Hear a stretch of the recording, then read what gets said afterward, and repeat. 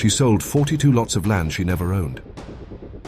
And when the real owner finally showed up, she called the sheriff to have him arrested on his own property. What happened next exposed a $28 million fraud that reached all the way into the county's own land records office. This is the story of Everett Hail and the woman who thought she could steal an entire valley. Before we get into it, if you love stories about justice finally catching up to people who think they're untouchable, hit subscribe. New stories like this one drop every week. And trust me, this one gets wild. Let's get into it. Everett Hail hadn't been back to Silverbriar Valley in over 15 years. The last time he saw it, it was just open meadow, 2 creeks, and a stone house sitting quiet beneath the mountains. That's how his Uncle Franklin liked it. Franklin had spent decades turning down offers from resort companies and mining outfits. He wasn't interested in selling, not for any price. Then Franklin passed away, and Everett got the call that changed everything. He was the sole heir. All 3,700 acres, the entire valley. He drove out, expecting silence.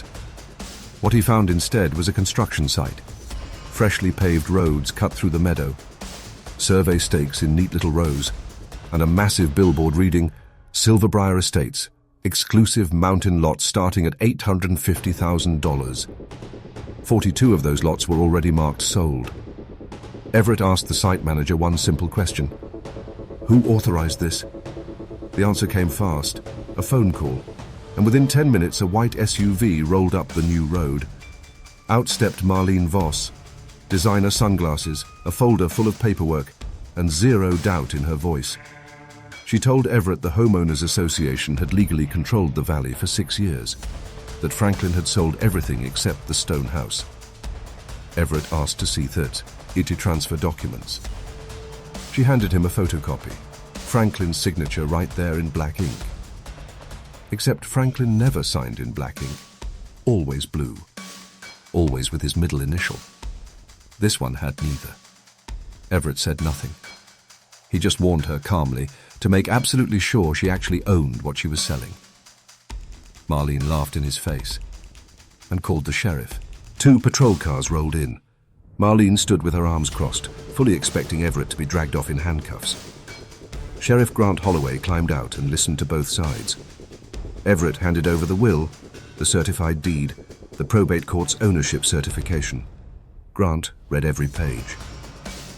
Then he turned to Marlene and asked for the association's title documents.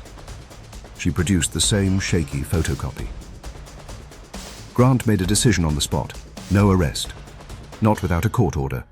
And when Marlene demanded he enforce the HOA's bylaws instead, Grant reminded her flatly, HOA rules don't override state property law. But Everett wasn't done. He noticed something on Marlene's billboard. The parcel numbers didn't match his uncle's original deed. She claimed the numbers were updated. When he asked to see the county's subdivision approval, the legal paperwork required to split land into 40+ lots, she refused to produce it. Grant let Everett stay at the stone house, ordered both sides to stand down. The second the deputies left, Marlene had a fence built across the private road. A petty little power move. But that night, walking the boundary with a flashlight, Everett found something buried in the dirt. A new survey stake, driven straight through an old metal marker stamped with a federal seal, dated 1912. Someone had moved the boundary, on purpose. Every stake shifted the line deeper into Hail family land. And back inside the stone house, someone had already been there before him. Drawers emptied, a cabinet pried open. Behind a crooked painting, Everett found an envelope.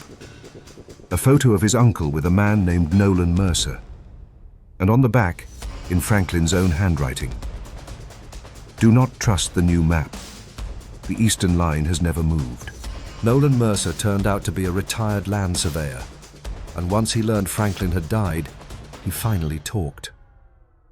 6 years earlier, Marlene had personally hired him to survey the valley. His conclusion? The association legally owned about 84 acres, not 3,700, just 84. Marlene asked him to redraw an old hiking trail as if it were an official boundary. He refused, walked away from the contract. Months later, a different survey map surfaced, bearing something that looked disturbingly close to his own professional seal. One he never signed off on. Everett brought in an attorney, Tessa Whitmore, who specialized in fraudulent deeds. She tore through Marlene's paperwork in hours and found the cracks immediately. The signing date on the deed placed Franklin at a notary's office. On a day hospital records showed he was 300 miles away getting treatment. The notary listed on the document had died nearly a year before the paperwork was supposedly signed. This wasn't sloppy. This was engineered. That night, cameras Everett had installed caught two masked men breaking into the stone house. They fled, but not before the footage caught a logo on their getaway car, Victor Langford's development company. And behind a hidden panel in Franklin's study, a box the intruders never found because Everett had already moved it. Inside were letters revealing something enormous. 1,200 acres in the north were locked under a permanent federal conservation agreement, meaning 11 of Marlene's sold lots sat on land. No one, not her, not any developer, was legally allowed to touch. Tessa filed an emergency motion. The court froze every sale. Then came the buyers. 36 families, $28 million collected. Not one of them held a real recorded deed. Marlene tried to turn them against Everett, said he wanted to shut the whole project down and leave them with nothing. Everett refused to take the bait. He told them the truth. They were victims of the exact same scheme that targeted his own family. Then Nolan remembered something. Franklin had sealed the valley's original 1912 survey map inside a fireproof box, hidden beneath an old pump station.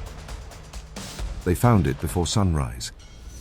Inside, the authentic deed, the real federal survey, the signed conservation agreement, and a letter where Franklin directly accused Marlene of forging his signature, backed by a private handwriting analysis he'd commissioned before his death.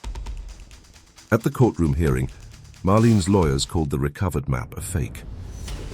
Then Tessa played a recording, Franklin's own voice, describing how Marlene once offered him $400,000 to sign a falsified map and threatened to make his ownership records disappear when he said no. The courtroom went silent. The judge ruled in Everett's favor. Every deed the association ever created, voided. Case referred straight to state investigators. Within days, Duncan Kroll, the land records supervisor who'd been altering county files for years, was caught trying to flee with 3 suitcases of stolen records. He gave up everything. Marlene, Victor, the entire operation. Victor was arrested at the airport. Marlene was led out in handcuffs in front of the very buyers she'd promised a dream community.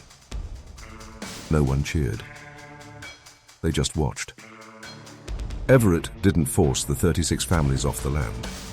He helped them recover their money instead, using Marlene's seized assets to make it right. The valley is protected now.